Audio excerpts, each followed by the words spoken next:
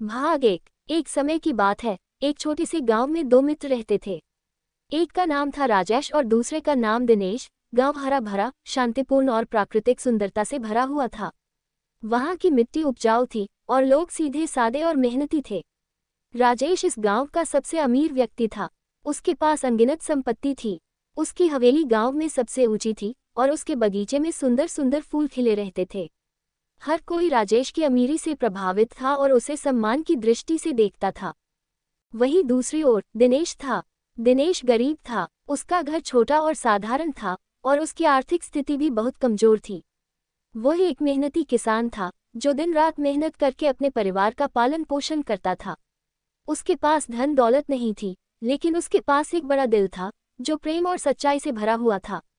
दिनेश अपने परिवार और दोस्तों से बहुत प्यार करता था और उन्हें अपने जीवन की सबसे बड़ी दौलत मानता था।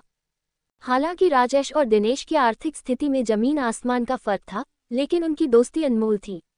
दोनों बचपन से ही गहरे दोस्त थे और एक दूसरे की हर तरह से मदद करते थे। राजेश अपनी संपत्ति के कारण कभी अहंकारी नहीं हुआ और दिनेश अपनी गरीबी के कारण कभी निराश नहीं हुआ। वे दोनों एक दूसरे का सम्मान करते थे और उनके बीच में कोई ईर्ष्या या द्वेष नहीं था। एक दिन राजेश ने सोचा कि वह अपने दोस्त दिनेश को अपने घर बुलाएगा और उसे अपनी नई संपत्ति दिखाएगा। उसने दिनेश को अपने घर आने का निमंत्रण दिया और दिनेश खुशी खुशी वहां पहुंचा। जैसे ही दिनेश ने राजेश की हवेली देखी, वह चकित रह गया। हवेली का हर कोना सुंदरता और संपन्नता का प्रतीक था। दीवारों पर महंगे चित्र लगे थे, फर्श पर कीमती कालीन बिछे थे और चारों ओर कीमती सजावटी वस्तुएं रखी हुई थीं। राजेश ने उसे अपने बगीचे में चलने का न्योता दिया, जहां तरह तरह के फूल खिले थे और वहां की हवा में ताजगी का एहसास था। राजेश ने गर्व से अपनी नई गाड़ी भी दिखाई, जो हाल ही में उसने खरीदी थी। वह गाड़ी चमचमाती हुई थी और उसकी तकनीक भी अत्याधुनिक थी।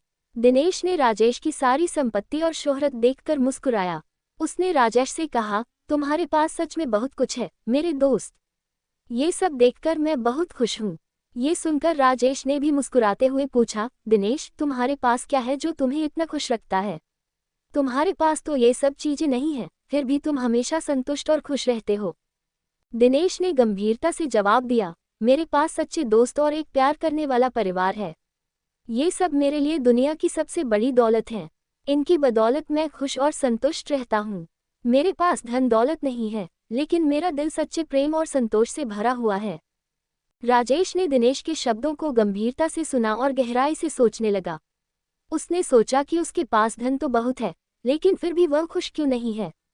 क्यों उसे हमेशा कुछ और पाने की लालसा रहती है? क्यों वह कभी संतुष्ट महसूस नहीं करता? ये सवाल उसके मन में गूंजने लगे और उसने महसूस किया कि सच्ची खुशी संपत्ति में नहीं, बल्कि सच्चे रिश्तों और प्यार में होती है। राजेश ने उस दिन दिनेश से एक महत्वपूर्ण शिक्षा ली। उसने सोचा कि अब से वह अपनी संपत्ति के पीछे भागने की बजाय अपने रिश्तों को महत्व देगा। उसने महसूस किया कि सच्ची दौलत वह होती है जो दिल से जुड़ी होती है, न कि वह जो पैसों से खरीदी जाती है। कुछ दिनों बाद गांव में एक भयानक बाढ़ आ गई। बाढ़ ने गांव के कई हिस्सों को बुरी तरह से प्रभावित किया।